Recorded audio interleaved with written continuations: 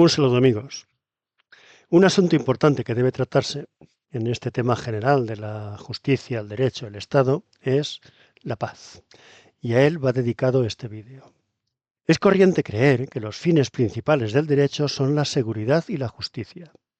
Seguridad no es otra cosa que paz, pues se refiere a una situación social tal que los hombres puedan entregarse a sus actividades sabiendo que están protegidos contra la violencia. Es indiscutible que el derecho tiene, ante todo, la función de garantizar dicha protección y que allí donde no lo hace, la situación es de guerra. Según dice con razón Thomas Hobbes en su libro El Leviatán, de la manera siguiente. Es por ello manifiesto que durante el tiempo en que los hombres viven sin un poder común que les obligue a todos al respeto, están en aquella condición que se llama de guerra. Y una guerra de todo hombre contra todo hombre, pues la guerra no consiste solo en batallas o en el acto de luchar, sino en un espacio de tiempo donde la voluntad de disputar en batalla es suficientemente conocida. Y por tanto, la noción de tiempo debe considerarse en la naturaleza de la guerra, como está en la naturaleza del tiempo atmosférico. Pues así como la naturaleza del mal tiempo no está en un chaparrón o dos, sino en una inclinación hacia la lluvia de muchos días en conjunto, así la naturaleza de la guerra no consiste en el hecho de la lucha, sino en la disposición conocida hacia ella durante todo el tiempo en que no hay seguridad de lo contrario. Todo otro tiempo es paz. Hasta aquí la cita que yo quería comentar, relatarles de Hobbes. La paz, se ve, es una condición indispensable para la existencia de relaciones sociales.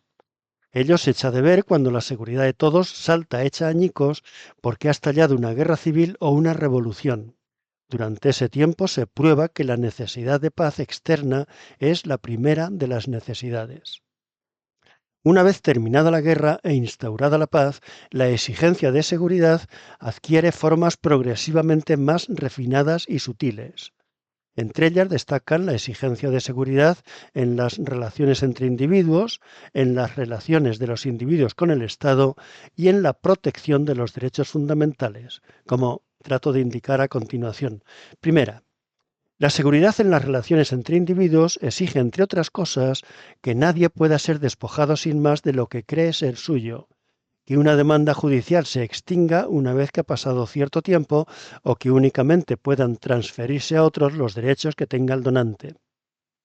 En el primer caso sería contrario a la seguridad jurídica que nunca se acabara la incertidumbre por la posesión de algo que un hombre cree de buena fe que es suyo. En el segundo lo sería el que pendiera siempre sobre alguien la amenaza de un procedimiento judicial. En el tercero, que alguien pudiera usurpar derechos de los que carece. Segunda, la exigencia de seguridad en las relaciones de los individuos con el Estado, o mejor, frente a hombres concretos que ostentan el poder estatal, no es otra cosa que la necesidad de poner límites al poder humano más grande que hay, un poder que, puesto en manos de algunos pocos hombres, se presta a los más atroces abusos. Uno de los medios para evitarlos es que el derecho pueda ser conocido por todos, de manera que cuando cada cual sabe qué está prohibido, qué permitido y cuáles son las consecuencias jurídicas de sus acciones, deje de estar sometido al capricho de quien detente la autoridad. Un código penal no es, según esto, un muestrario de castigos, sino la garantía que se da al delincuente de que la pena por su delito no será la que arbitrariamente estipule un magistrado ni será superior a la fijada por la ley. Tan importante es este principio que en el Estado moderno una ley no tiene validez si no ha sido previamente promulgada para que pueda ser conocida por todos, exigiéndose incluso que su contenido sea tan simple y preciso que provoque idénticas ideas en el ánimo de todos para así evitar la confusión. Cuando esto no es del todo posible debido a la complejidad de la vida social actual, que exige un gran número de normas con las que atender a una maraña complicada de casos que en la práctica no pueden ser de todos conocidas, se exige, a lo menos, que puedan ser libremente examinadas por los juristas y los abogados. Y tercera, la seguridad en la protección de los derechos fundamentales exige que el derecho proteja unos cuantos intereses básicos para una vida humana digna, Intereses que encontraron por primera vez su expresión solemne en la Asamblea Nacional Francesa del año 1789, bajo el nombre de Declaración de los Derechos del Hombre y del Ciudadano, que paso a leerles a ustedes. Algunos de ellos al menos. Artículo primero. Los hombres nacen y permanecen libres e iguales en derechos. Artículo segundo. La finalidad de toda asociación política es la conservación de los derechos naturales e imprescriptibles del hombre. Tales derechos son la libertad, la propiedad, la seguridad y la resistencia a la opresión. Artículo 6. La ley debe ser la misma para todos, ya sea que proteja o que sancione. Como todos los ciudadanos son iguales ante ella, todos son igualmente admisibles en toda dignidad, cargo o empleo públicos, según sus capacidades y sin otra distinción que la de sus virtudes y sus talentos. Artículo 7. Ningún hombre puede ser acusado, arrestado o detenido como no sea en los casos determinados por la ley. Artículo 8. Nadie puede ser castigado sino en virtud de una ley establecida y promulgada con anterioridad al delito y aplicada legalmente. Artículo 10. Nadie debe ser incomodado por sus opiniones, inclusive religiosas, a condición de que su manifestación no perturbe el orden público establecido por la ley. Artículo 11. La libre comunicación de pensamientos y de opiniones es uno de los derechos más preciosos del hombre.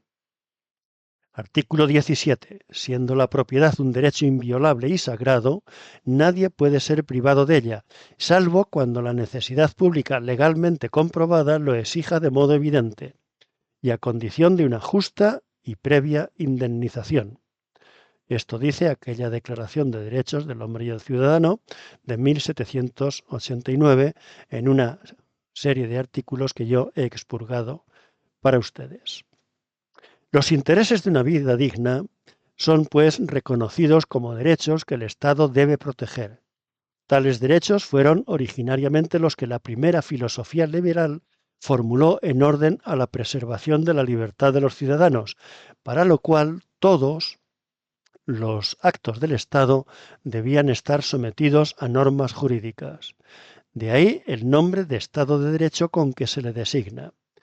Pero cuando entró en crisis aquella primera organización estatal, a los derechos originarios se añadió otro nuevo, la protección de los individuos en sus condiciones materiales de vida, asignando al Estado esta nueva obligación. El moderno Estado de Derecho es, por tanto, un mecanismo híbrido que, por un lado, debe proteger a los individuos de los propios excesos estatales, protegiendo sus derechos y no interfiriendo en sus vidas, y, por otro, debe interferir en ellas para defenderlos en la miseria, la enfermedad y la vejez. Y hasta aquí cuanto quería decir sobre la paz. Hasta otro momento, amigos.